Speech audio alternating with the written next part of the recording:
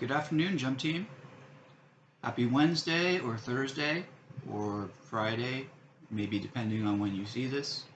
Hi, Peter Wybenga. Depending on whether you've reviewed the CV first or the letter of interest first or this first. Basic.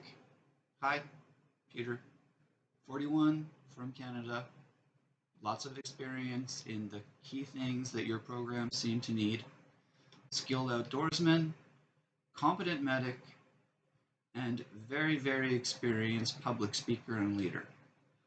This is the video that goes along with the Program Director for Thailand application. Using my super high-tech note system, this video is to address the 3 questions that you asked to be addressed in this video. Your question 1 is asking for a significant achievement. There is more detail in the other stuff provided, but a significant achievement that I would consider is when I was in high school, I went to a program called Shad Valley, and it was the second time in my life that I had no specific job. I was just kind of there to work with both of the teams, run with both of the teams, pitch in where needed, and do what was necessary. I consider this a significant achievement because it's a skill that has followed me through my life. I get stuff done. Your second question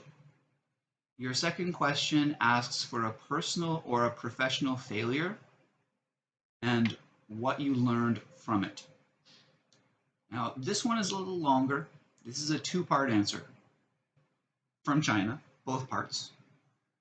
The first part was from working with Yes Asia / Global Education Alliance, where I developed a test called SIGT, SIGHT, and used that test to be able to track grade 9 and 10 students to see what tests they would be better at, IELTS or TOEFL, whether they were competent for the SAT, or whether or not they should focus on the Chinese Gaokao.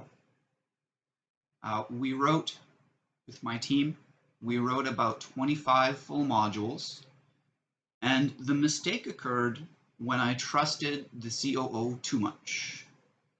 She said that when we had enough materials, we would publish. And I worked a lot of unpaid overtime to make sure that we had some trained teachers to do it, that we had the materials to do it, and it never got published.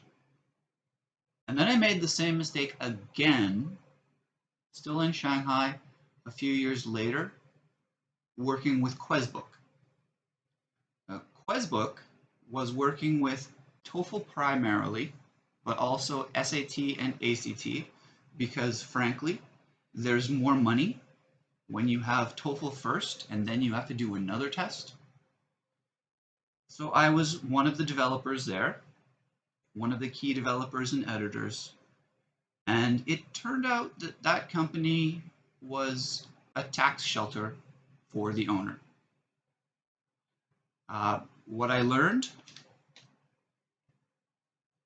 success is not final, failure is not fatal, it's the courage to continue that counts. And I continue. So how will working with Jump give me a sense of purpose? That's a pretty easy one. It's going to access all of the skills that I learned when I was a teenager, that I still value and that I still use in my life today. It will allow me to give my skills to a new generation, and it will allow me to have the purpose of creating a better experience and a better life for hopefully hundreds or thousands or more young people here in Thailand and across the world maybe. My name is Peter. It's been very nice to meet you. I hope you see this. I hope you watch this. 5 minutes. Mark.